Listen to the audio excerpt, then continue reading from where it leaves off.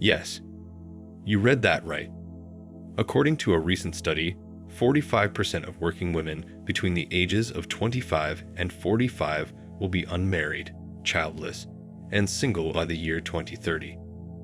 This is an alarming prediction that people should be talking about. 45% of working women is not a small subset of the female population. It's a giant number and practically means every other woman you know. So you could ask, what's wrong with that? Okay, good luck to you if you think that since you earned money and accumulated wealth, you will be genuinely satisfied with your life at age 45, unmarried, and childless.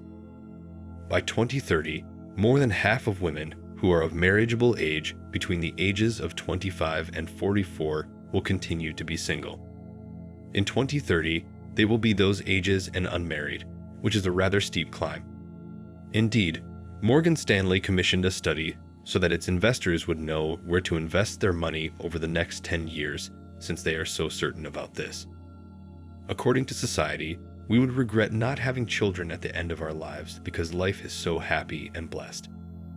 I recently came across this article written by a nurse who had a heart-to-heart with her senior patients and who also found out from them how their own families perceive them as a burden.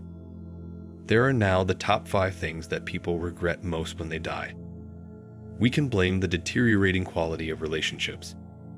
Even in traditionally conservative countries, the quality of relationships has gotten so bad that people no longer marry and live together for the rest of their lives. One of the highest rates of cheating in the world is in Thailand. Due to the fact that the majority of women provide men with little value, I do not advocate partnerships in the dating world. Why would I urge couples to get together and promote global travel if the woman you end up with can easily disappear from your life? You cannot presume that everyone in your country is like the woman from whom you are attempting to flee if you ever face hardship. Remember that you can't escape social media. As a result, individuals around the world experience the same level of decadence as us, and both countries are seeing an increase in the number of single women and men. One could anticipate that their birth rate would be stable given their conservatism and emphasis on family. There are consequently more single men and women than before.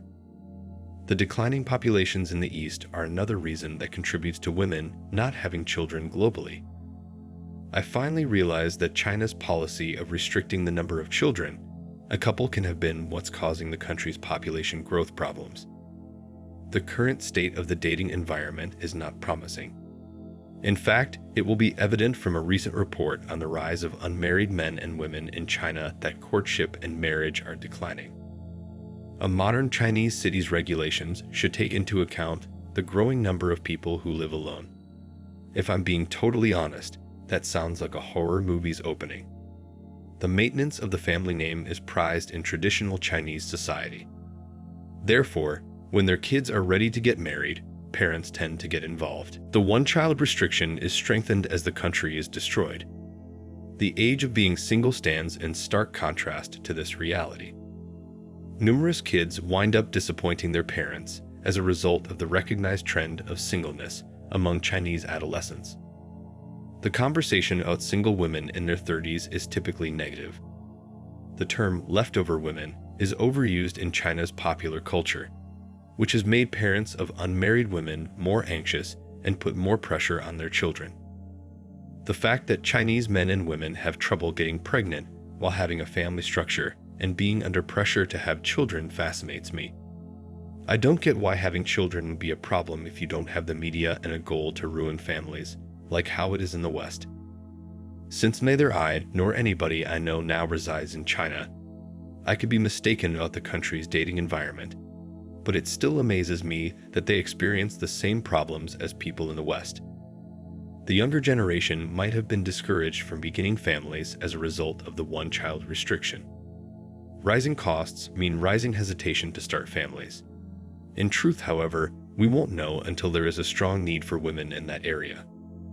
I think people are reluctant to start new romantic relationships because of the status of the economy and rising living expenses. I am unable to understand this occurrence, though.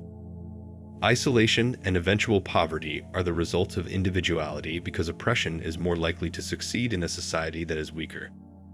Since families are the primary means by which the wealthy and powerful can ensure the continuation of their wealth and status after their deaths, the overwhelming majority of votes in favor of this proposition focused on families as the means by which their wealth is passed down from generation to generation. Modern women, on the other hand, are so self-absorbed and naive that they will blow up the family, ruin the inheritance, and run with the money because they are driven to make bad choices for everyone. The Bible claims that the desire for material prosperity is the source of all evil. Future generations of women will show this by divorcing for no other reason than their own satisfaction on a regular basis. Women and family members are the weakest links since they may be wolves in sheep's clothing. The wealthy will always succeed in their endeavors. It is terrible that most of us have already reached this point or will never be able to attain elite status as a result of a woman's unwillingness to commit to a relationship. According to research, the proportion of families with just one person increased from 4.9% in 1990 to 14.5% in 2010. Of the 200 million estimated unmarried adults in China in 2018, more than a third live alone. Due to the elderly's tendency to live alone, the economy has prospered. Due to increased development and economic opportunity, the commercial and industrial sectors increasingly serve as the center of society. Industrialization plays its part indeed. As a result of industrialization, a large number of young people are leaving the agricultural workforce. Unprecedented levels of urbanization have occurred in rural areas, and there has been an internal movement of people from the countryside to the metropolitan urban cities that are sprawled across the large country. When we talk about dating older women, who might have made bad choices in their lives, or through their own will, now find themselves in a position where they're successful and have all the money they want, but have missed out on the chance of starting a family and raising kids, I think such women will find it increasingly difficult to attract men, and even if they do attract men, they're going to have a very tough time managing and keeping that relationship intact. Realistically, most men would not date older women if they could objectively evaluate them, determine their genuine value, and realize they are getting a bad deal. This explains why men are so often restrained by, and prevented from thinking properly by shame.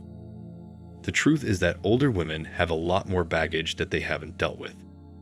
It's almost like every single thing that has happened in their lives, they put it in a sturdy burlap bag that they throw over their shoulders and carry around like it's a badge of honor.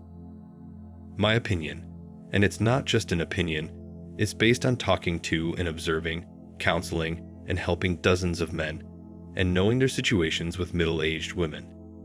It's that middle-aged women are not desirable or exciting to be with.